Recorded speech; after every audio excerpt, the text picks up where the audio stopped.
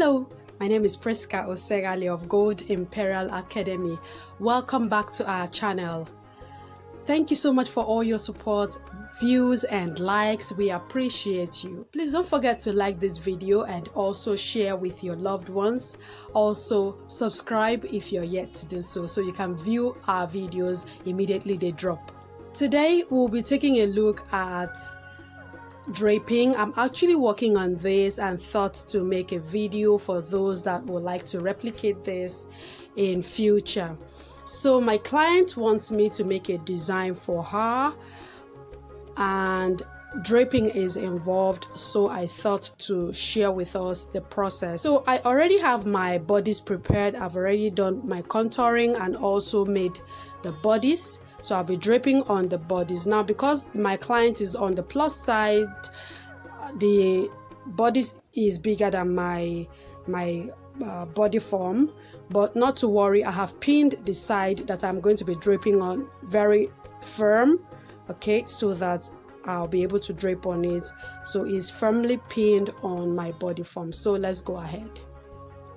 So to drape, you will need your fabric, you will need some pins, and you also need your body form. So like I said, I have prepared my bodice already and I've pinned it on my body form. Okay, so you have your fabric ready. Okay, I'm using this is a doll face satin. Okay, it's a satin fabric. Okay, so to drape so it can lay flat, you have to mark the bias. You can either mark the bias or you fold on the bias. The bias is you fold it as though you're going to be cutting your flare, so you can see, okay, folded on my bias. That is the stretchy part of your fabric. So the first thing I'm going to be doing is to place my bias on my bodice like so. So I'm going to be pinning that, so you place it the way you want it to go. Okay, so I wanted to cross my center front a bit. Okay, so remember I said this bodice is for a plus size client, so it's a bit bigger than my body form. So I want to just a bit closer to my dart. This is my princess style line right here. Okay, so I'm going to be pinning this down.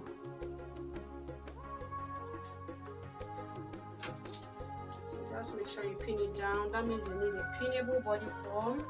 We have a pinnable body form available at our store. You can check us out on Facebook, Gold Soul Support. You can also check us out on Instagram, Gold Soul Support. So you pin both on the shoulder and on the waistline like I have done. Okay, so you go ahead and drape. So just pick and drape like so.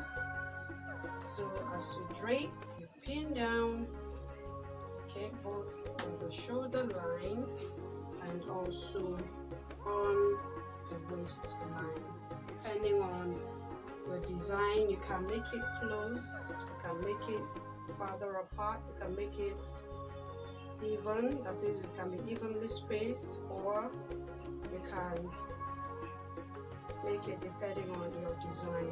So I'm just going to go ahead and do this till I finish up. So here we are.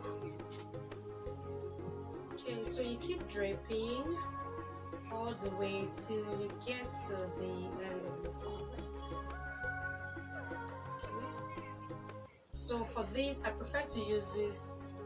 Okay, these pins, the pear-shaped pins. These pins with the pear-shaped head. I prefer to use these ones because they are longer and they hold better. Okay, I'm going to go ahead and finish up and then trim off. Then afterwards, I'm going to be marking all my pleats with the aid of a chalk so that I will know where my pleats are.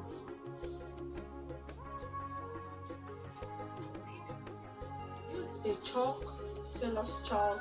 You can use a marker, a fabric marker. I'm using a tailor's chalk.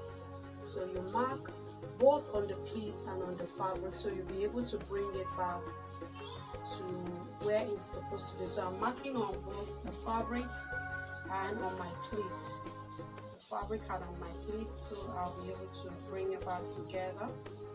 Okay, so I'm going to be doing the same thing right here. Okay,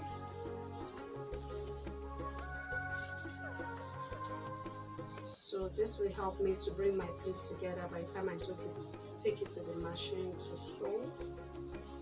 Okay, so here we are done. I've trimmed off the excess, so I'm going to just go ahead and take this to my machine and then sew it. But before I do that, I'm going to use my steam iron to iron the pleats down properly while it's still on the body form before I take it to my machine to now stitch them in place. You can also hand tack in between to keep the pleats in place.